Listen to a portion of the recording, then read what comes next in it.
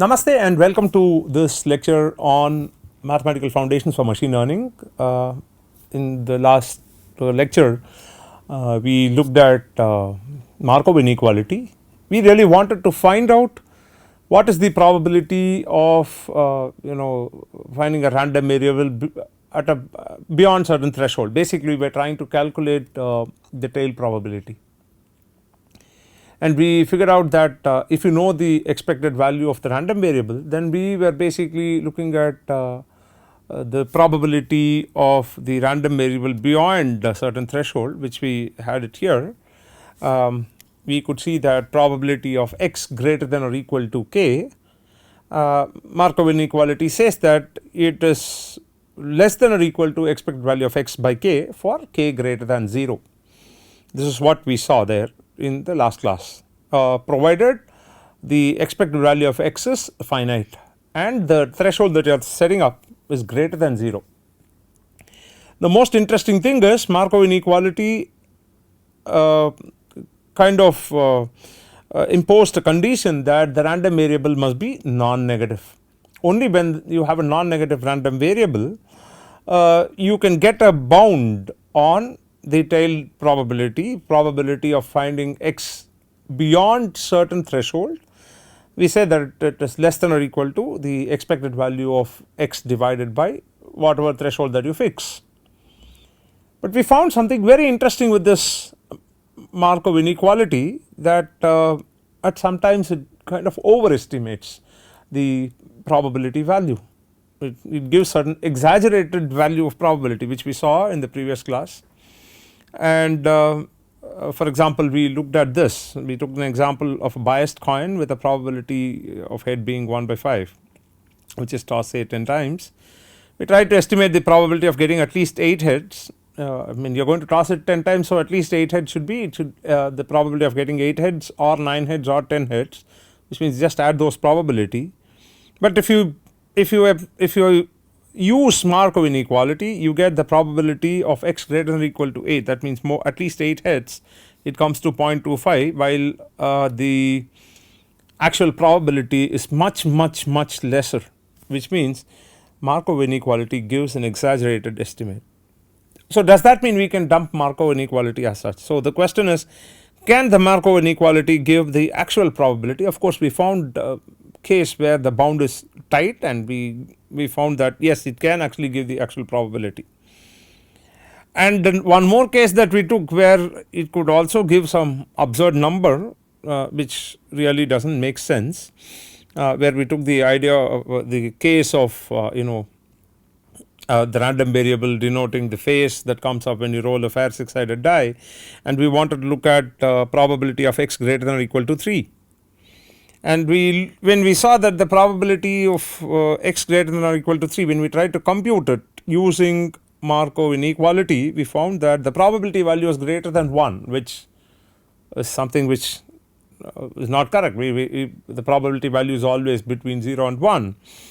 So we had this kind of issues with Markov inequality. So the question that we asked at that time was like, can we make very sensible bound? Can we make instead of saying Markov inequality which exaggerates and then it gives certain absurd values, we had a question whether if we can get a bound which is reasonable in whatever sense it is. We will see what it means in a couple of minutes, but we just wanted to figure out can we get a reasonable estimate, not like where the probability was greater than 1 or extremely exaggerated probability numbers and so on. So can we get something which is a sensible number? And we had an issue with Markov inequality because this Markov inequality was meant only for random variables which are non-negative. So the Markov inequality is not meant for random variables which can take negative values. That means we need to really look for getting this tail probability, the bounds on the tail probability for a random variable which can take any real number. Is it possible to even do that? So that will be the focus of this lecture today. So we want to look at Let us say I have this following, let us say I have this is my the set of values that the random variable can take, and let me say that I have my expected value of x here, right. I have my expected value of x, that is basically the mean. Now what I want is like okay, I wanted to look something, I want to look at this, I will fix a threshold here, let us say it is going to be k here, and let us say this is mu plus k here, and let me say this is going to be mu minus k here. I want to fix I want to look at a point which is equidistant from mean on either side. So, you have mu plus k, you travel the distance, and then you travel a distance k on the other side too. So, I have this. Now, what we will do is we will just make we will make some interesting observations here. So, if you look at this boundary that we have between mu plus k and mu minus k, sorry, this would look like mu plus k. So, this is mu minus k. Now, what we are going to have is this region that we have is basically my absolute value of x minus e of x, which is basically mu, absolute of x minus mu, which is less than k, right. This region is going to be x minus mu, absolute value of x minus mu less than k, and beyond that what we are going to have is we are going to have absolute of x minus mu greater than k or greater than or equal to k, and here again we have absolute of x minus mu, you are going to have that's to be okay, we have this, right. Now, what we are looking for is not the probability of this, but what we are looking for is the probability beyond this or the probability here below this. This is the probability that we are trying to take, and this axis wherever we have drawn is basically the set of values that the random variable can take. So, what are we looking for? We are looking for the probability of absolute value of x minus mu greater than or equal to k, right. Absolute value of x minus mu greater than or equal to k, and we still take this condition that k is greater than 0. Let us take it this way. Now, what we do is let us bring in another parameter of the random variable to this particular scenario, which is basically my variance. So, let me define this. Let the x be a random variable, let x be a random variable, let us say real valued, that means it can take any value, there is no restriction on this random variable x anymore. So, we are going to say it is a real valued random variable, say with mean e of x is equal to mu and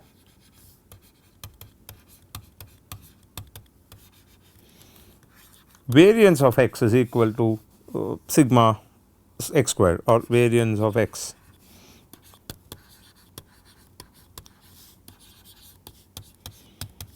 where of x is equal to sigma x squared, right. So, we have these two parameters, and we have already said that the threshold beyond which you are looking for the probability is going to be k greater than 0, it is going to be a value which is positive, k greater than 0. Now, what we are looking for is we are basically looking for this probability, what is p of absolute of x minus mu greater than or equal to k.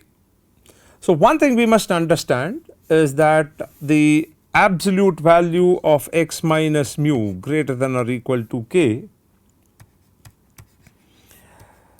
this holds you when you start looking at x minus mu the whole square, which is greater than or equal to k square. Say suppose you basically look for x minus absolute value of x minus mu the whole square greater than or equal to k square, that implies absolute value of x minus mu is greater than or equal to k, and when you say absolute value of x minus mu greater than or equal to k, that implies x minus absolute value of x minus mu the whole square is greater than or equal to k square. So, what we want is we want to look at probability of absolute of x minus mu greater than or equal to k, which essentially implies we are going to look at probability of absolute value of x minus mu the whole square greater than or equal to k square. This is what we have. Now there is so what it means is estimating this probability is the same as estimating this probability because of this, right. So probability of x minus mu greater than or equal to k is the same as probability of x minus absolute of x minus mu the whole square greater than or equal to k squared, right. Okay. Now if you observe here, there is something interesting that happens. So let's pay attention to this and then come back to probability of I mean this side. Okay, let's look at probability of absolute of x minus mu the whole square greater than or equal to k square. Now if you observe this particular expression very closely, this probability or whatever of the probability whatever that event that we are trying to look at, this absolute of x minus mu square is a non-negative quantity.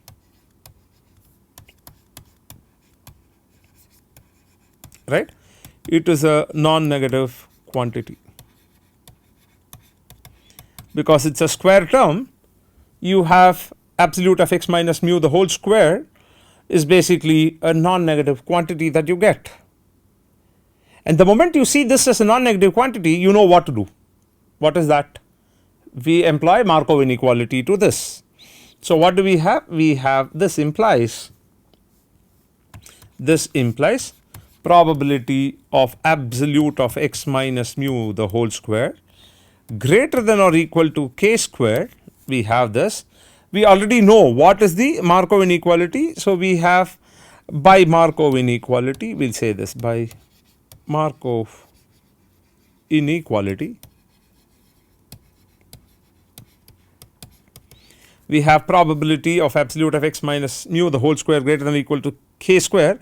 In the previous case, if you look at Markov inequality, it just said probability of x greater than or equal to k was expected value of was less than or equal to expected value of x by k. Now what we are going to do is we are going to use the same idea here, the same thought process or the same concept here. This is nothing but it is less than or equal to expected value of x minus mu the whole square divided by k square. We will say expected value of absolute of x minus mu the whole square divided by k square, right. So let us rewrite this again. So what do we have? We have absolute value of x minus mu the whole square. This is a non-negative quantity.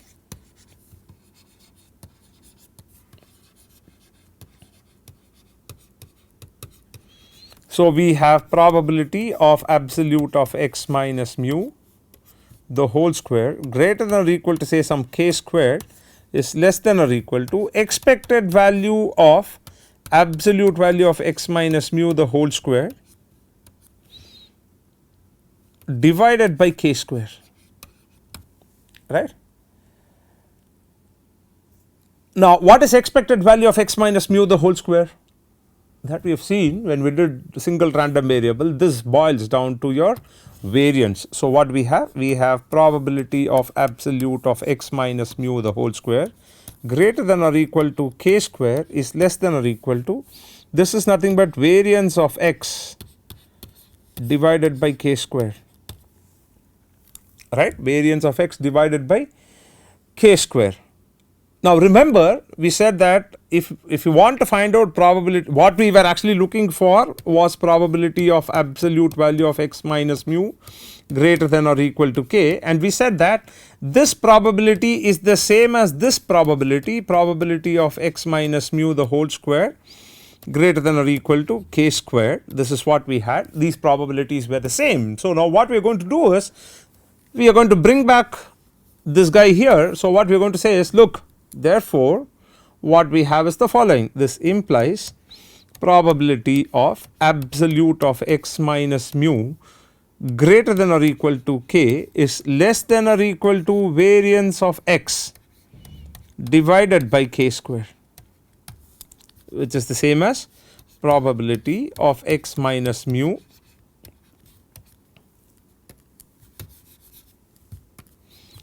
absolute of x minus mu greater than or equal to k is less than or equal to sigma x squared divided by k squared.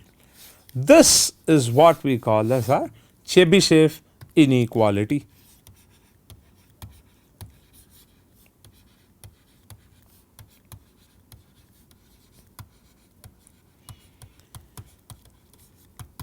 This is what we call as Chebyshev inequality. And what is interesting is when you bring in the notion of variance or the standard deviation of the random variable, you end up getting a sensible bound. I mean, whatever that sensible bound, whatever that it means, you get a bound which actually makes sense, right. Okay, now let us just take a quick look at the interpretation of such a stuff. So what does the Chebyshev inequality say? Let us write Chebyshev inequality.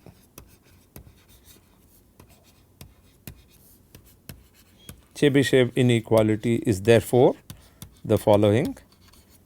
We say that for any real random variable, for any real valued random variable x, random variable x with mean mu and variance sigma x squared, for any k greater than 0 we have probability of absolute of x minus mu greater than or equal to k is less than or equal to sigma x squared divided by k squared. Now what is the consequence of this? What is the consequence of this? Why did we even look at it? We wanted to bring some tighter bound, we got this, but what is the interpretation that we can get out of this, or how do we interpret this? That is what matters here.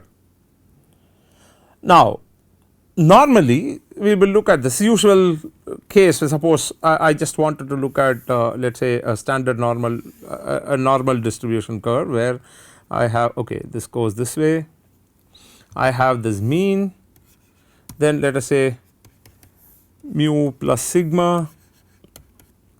So you are going to have mu minus sigma and mu plus sigma, then you have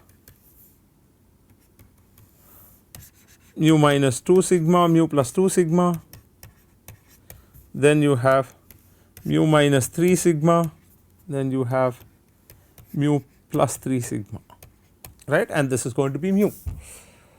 Now what I want is, I see normally your standard deviation tells you the distance from the mean, right.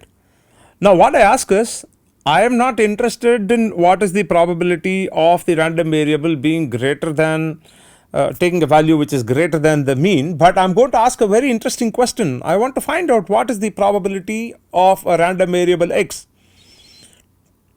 taking a value beyond, let us say, k sigma, beyond let us say 3 sigma, that means beyond 3 standard deviations, beyond 10 standard deviations, beyond 100 standard deviations. Now I want to figure out what is the probability of the random variable we are going to say of x minus mu greater than or equal to, let me say instead of k, let me use n sigma, that means n standard deviation, right. Let us say n sigma x, that means n standard deviations. What is the probability that this random variable takes a value beyond n standard deviations? Now what does that boil down to? Our Chebyshev inequality says, look, this is less than or equal to sigma x squared divided by n sigma x the whole square, which is basically saying sigma x squared divided by n squared sigma x squared, and this and that gets knocked off. So what do we have? This implies this probability is less than or equal to 1 by n squared. Let us rewrite again. We have probability of the absolute value of x minus mu greater than or equal to, let us say, n sigma x. That means the probability that you find the random variable beyond n standard deviations is less than or equal to 1 by n squared. This is the interpretation that we have. That means if you go far away from the mean, if you take more number, if you want to, if you say that what is the probability of finding a random variable beyond say some 10 standard deviations, that probability is less than or equal to 1 by 10 squared. That means beyond those standard deviation, as you move away from the mean, the probability of finding the random variable is, it tends to be smaller and smaller. That is exactly what we see here. Now let us also quickly bring back our Markov inequality. So in this case we said x could be any real valued random variable, any real valued random variable, and Markov inequality is basically this.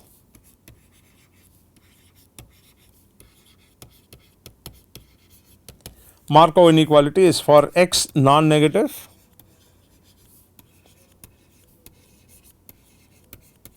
random variable, we have probability of x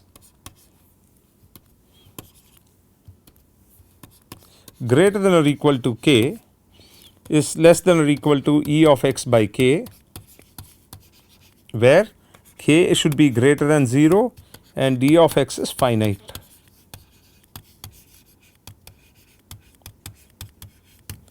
Right, this is what we have, and this, let us say, Chebyshev inequality.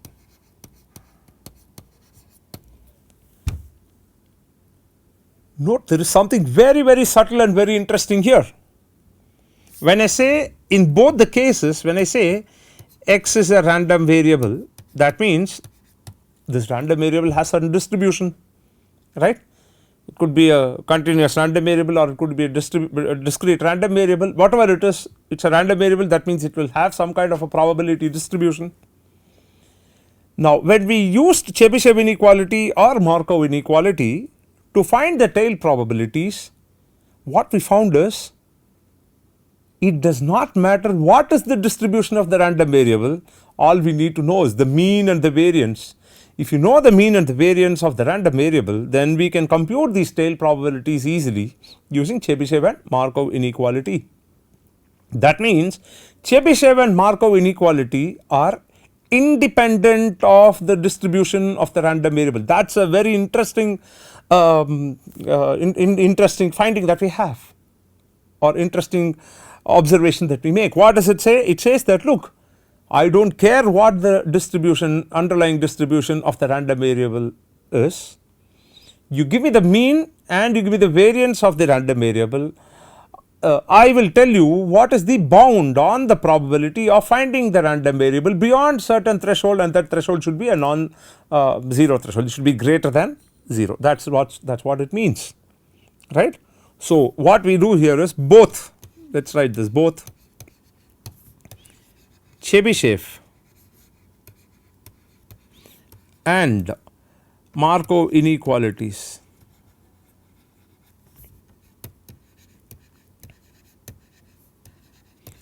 are independent of the distribution, or independent of the distributions of the random variable x.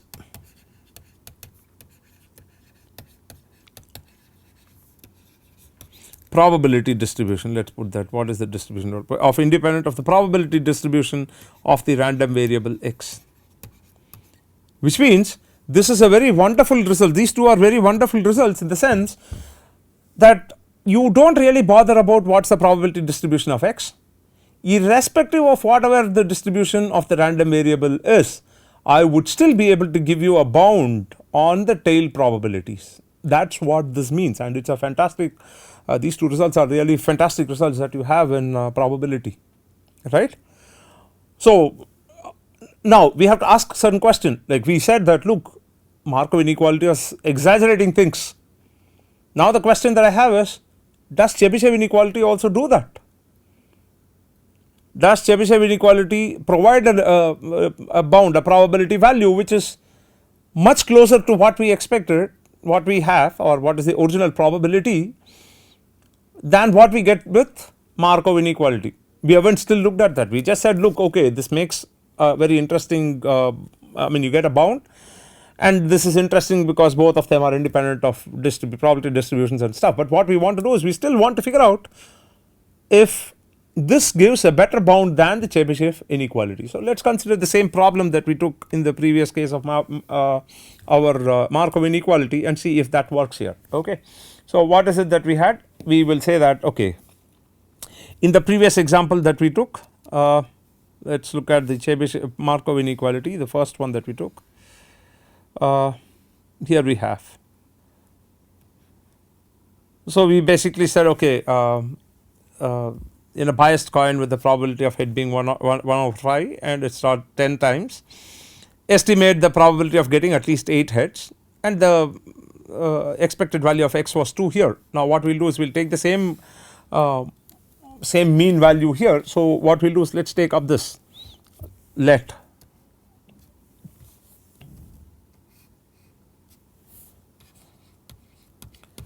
x be a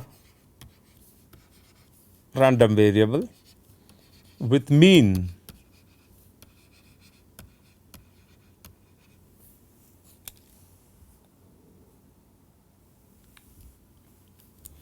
let us say with mean 4 and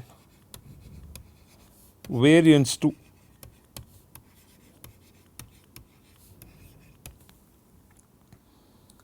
So we want to figure out what is the upper bound on this. So we want to figure out what is the probability of x minus 4, let us say greater than or equal to 2.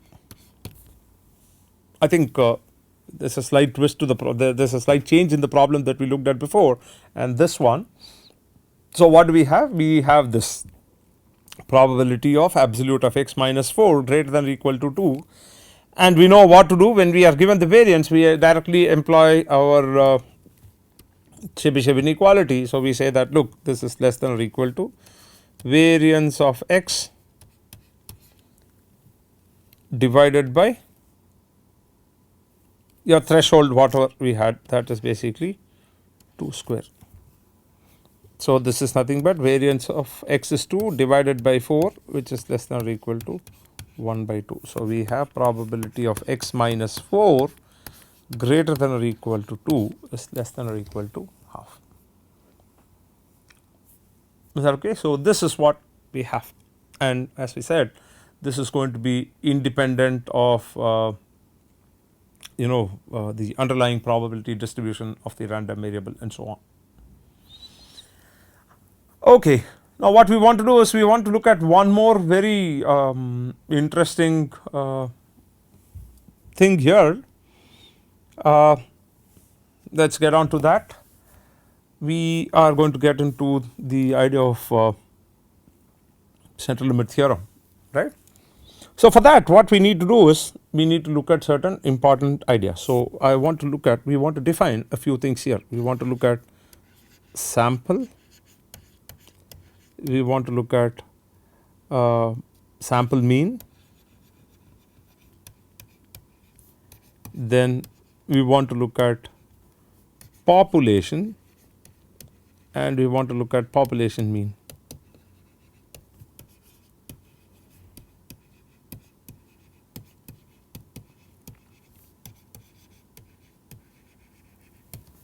Right, we want to look at all these things, and then what we will do is we will get back to our we will try to see if we can generalize this in some way, right. Okay, we will try to get some results with all we are basically trying to look at what is the relationship between the sample mean and the population mean, or what is the distribution of the sample mean and all those things, right. Okay.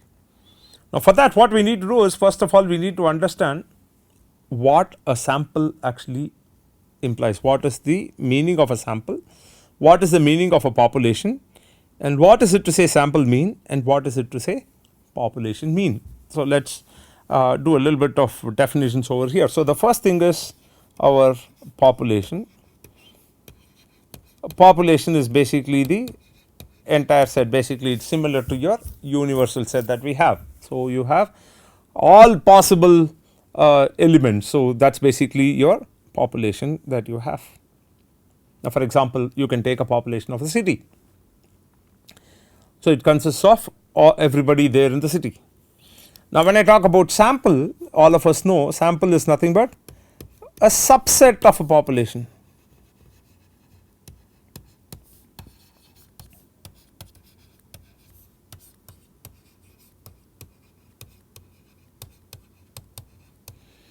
It is basically a subset of the population, right. Now what is interesting is we may or may not know the probability model, or we may or may not know like what is the, say for example I want to look at the salary distribution, or the distribution of salary earned by working class in a particular city.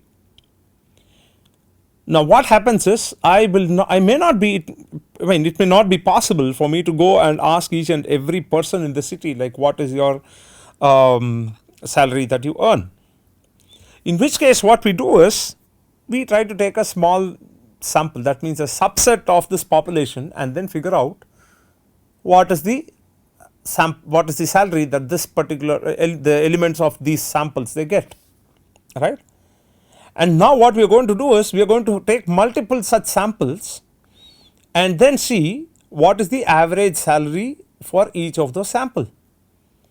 And then what I want to see is the average salary that I am going to get from each of these samples, the average of the average salaries, is that going to be reflective of the population average salary, right. I have a population, I have this to be my population as such has its own average salary, right. I may not be able to go and collect this data from each and everybody, that means I really do not know what is the distribution of this salary across all the working class of a particular city. Therefore what I do is I end up taking samples here. Now what I do is small samples, I shouldn't be using small samples, samples of say some size n, fairly large n, I will say fairly large n, and whatever that fairly large means. So let me put that in quotes. So we will say fairly large n. In statistics typically they say any number n greater than or equal to 30 is considered as a fairly large sample. So what we do is we take samples of size which is fairly large. Now in this case I will take say I could take independent samples, I will do what are known as random samples. I randomly pick people and then ask them like what is the salary that you get, you may get an idea about the salary. Now what we do is I want to figure out what is the average salary drawn for this particular sample, average salary for this sample, average salary for this sample, average for this sample, and so on. Now what I do is I take the average of all these averages, right. I take the average of all these averages. I want to figure out what will be this average of average salary, what will it be, right. We will take a simple example and try to understand this, right. Okay, let us take an example. I am just going to consider a very small set. So I am going to take numbers, let us like 1, 2, 3, 4 and 5. Let me take my entire population is this set of 5 elements. Now what we have is the average of these 5 numbers, the average of these 5 numbers is basically, let me call this a sample set S. So average of S is basically 3, add everything divide by 5, so you get 3. Now what I do is instead of here it is easy for me to get the average because I have only 5 numbers. Now suppose let me do samples. So what I do is I am going to take subsets.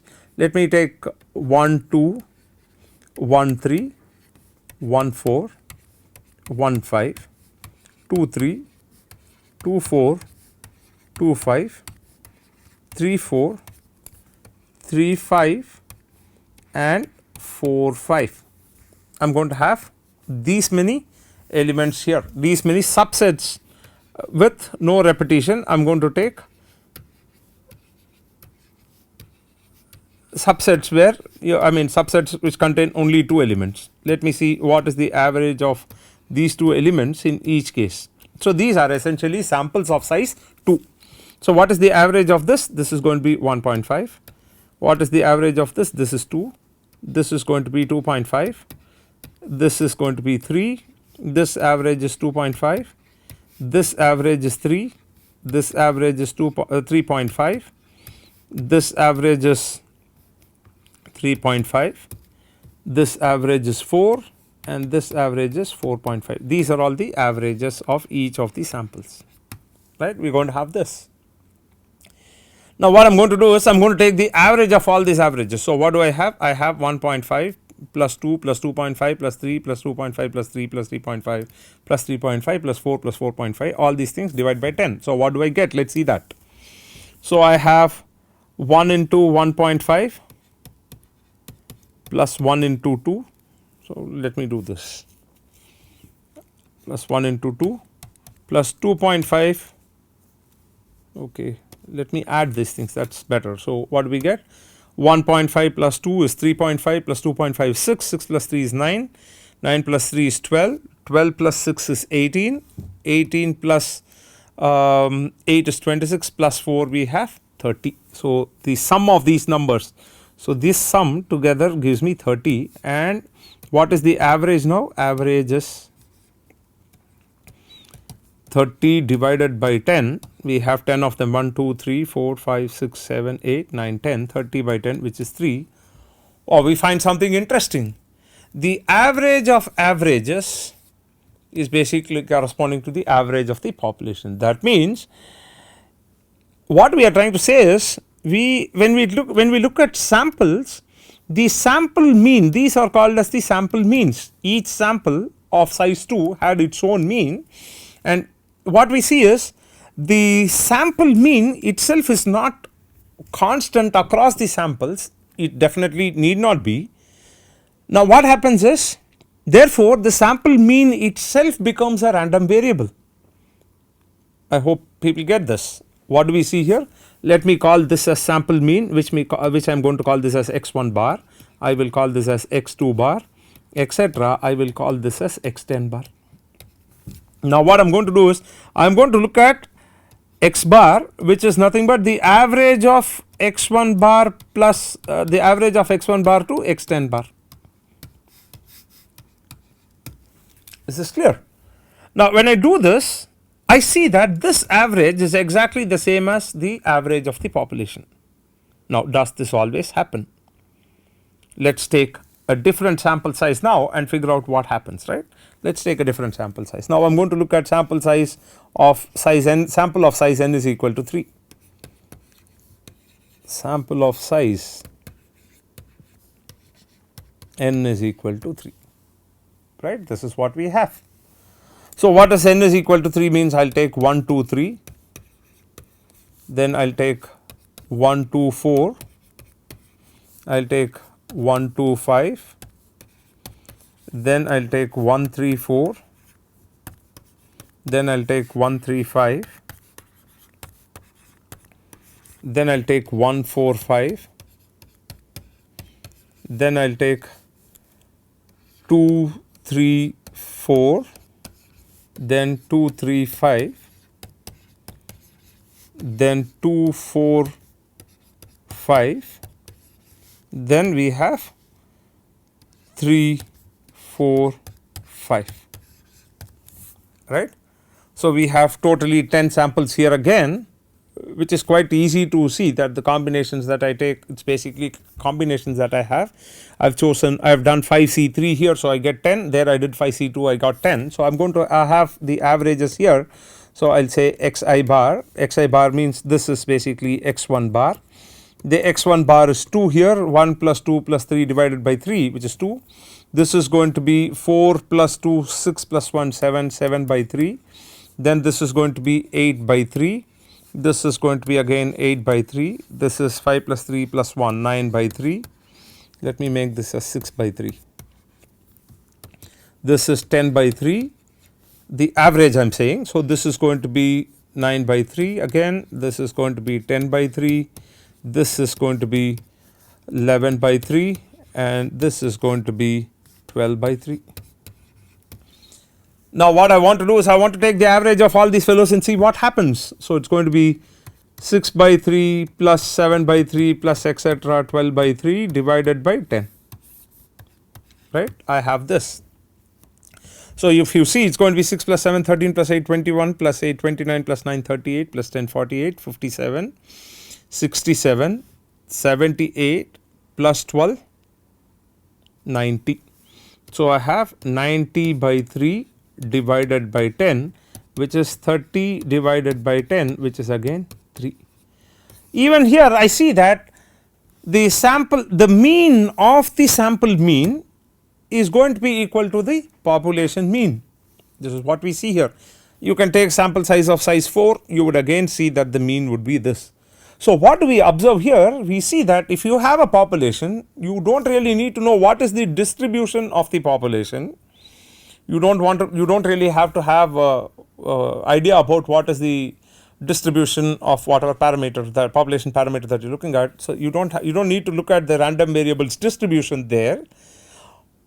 Irrespective of the distribution, what we see is if you take samples of fairly large size, the sample mean, right, the sample mean, the distribution of the sample mean, what it says is the distribution, that is exactly where we get into the idea of central limit theorem.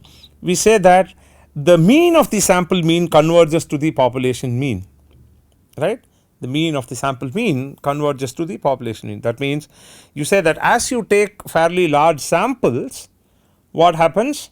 You find that the samples, the sample mean of the sampling distribution of the sample mean will approach normal distribution, and the with mean is equal to the population mean. This is very important understanding. So, let us write what we try to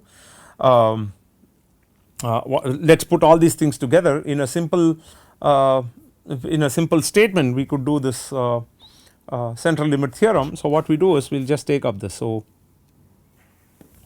we are going to look at central limit theorem.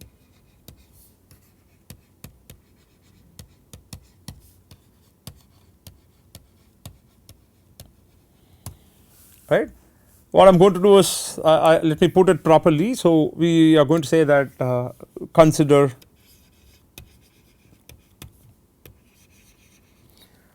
repeated independent trials of a random experiment.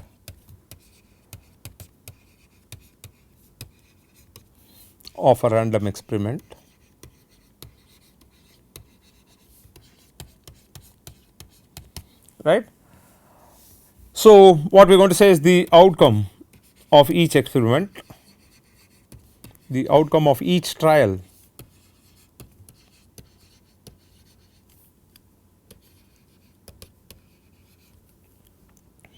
is one observation of the random variable x.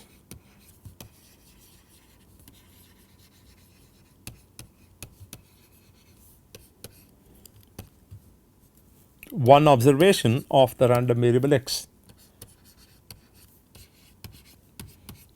right. So, thus each outcome, now the outcome itself becomes a random variable, right. So, what we are going to say is each outcome itself is now a random variable, each outcome itself is a random variable, and we denote each outcome by xi. We denote each outcome by xi.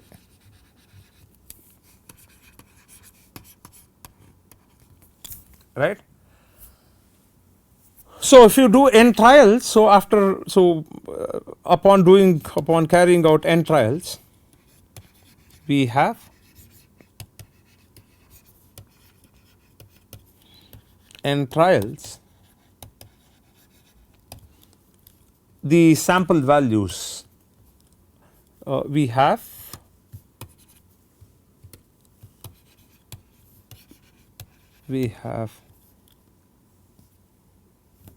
sample values of the random variables, sample values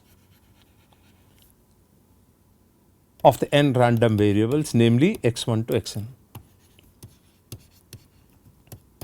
x1, x2, etc., xn, right. We have this.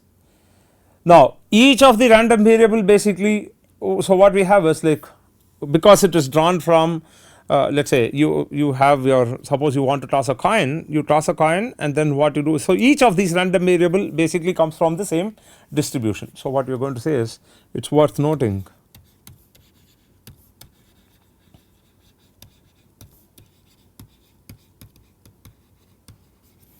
that each of them, for example, I toss a coin, every time I get an outcome it is going to be from the same probability distribution that you have. So each of the xi's have the same distribution as x.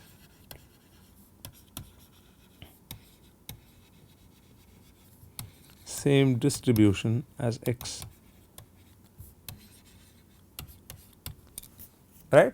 Now what we are going to do is, that means the PDF of these random variables x1 to xn is the same as the PDF of x, the probability distribution function of the x. So what we are going to do is, we are going to look at the sample mean, which I am going to define as sample mean. I am going to define with some new notation. So sample mean, I am going to say, of the n samples denoted by mn of x, which is given by, let us say, x1 etc. plus x2 plus etc. plus xn divided by n, right. So what we say is, this is going to be the sample mean. So what happens is, this mn of x is basically a function of x1 to xn. This is something which we note down. So what we are going to say is, mn of x is therefore a random variable.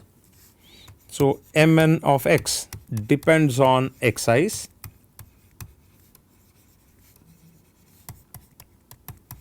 and therefore is a random variable, right. Now what we are going to do is, we are going to say that mn of x itself is a random variable, therefore what we are going to do is the following.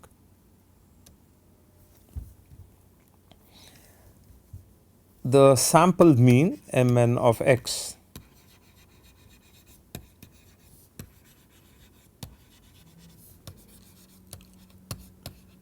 mn of x approaches E of x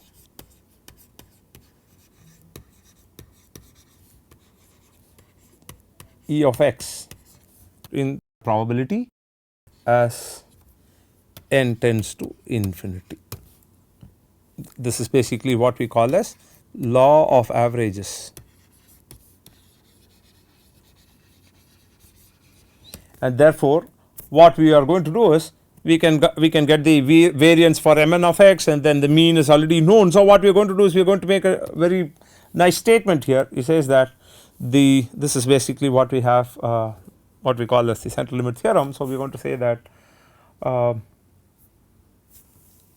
we say that the expected value of the expected value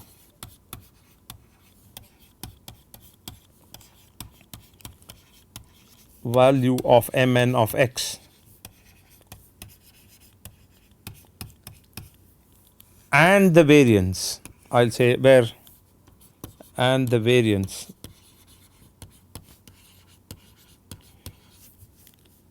I will say the sample mean here, the expected value of the sample mean mn of x and the variance are given by E of mn of x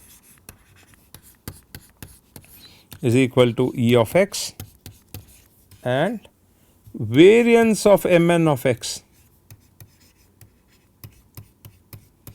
is equal to variance of x divided by n. This is what we have as n tends to infinity, right, as n tends to infinity. That means as n grows without bound.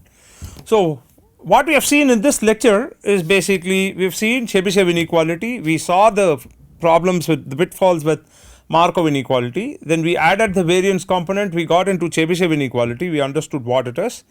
Then we said, look, if I want to keep repeating trials, if I want to if I want to keep repeating want to repeat a random experiment. That means I am going to do n realizations of this random experiment, that means independent realizations of this random experiment.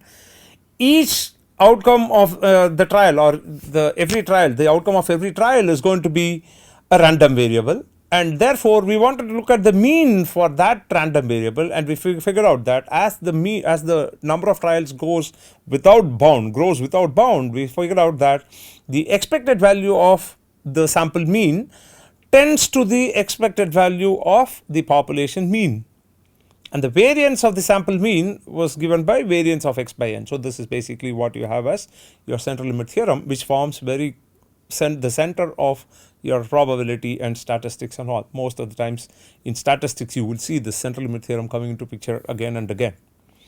So in the next class, when we come back, I want to bring in a new thought process about samples. We are going to look at what we call a sample geometry. So we are going to look at some kind of geometry for samples. We are going to associate some geometry with samples. We have done linear algebra, therefore I want to bring in those ideas, and then look at certain the idea of standard deviation, the idea of mean, and the idea of the covariance matrix and all those things. I just want to bring it in the next class. So the focus of the next class would be the sample geometry, and we will continue till the covariance matrix, and with that this module ends. Namaste.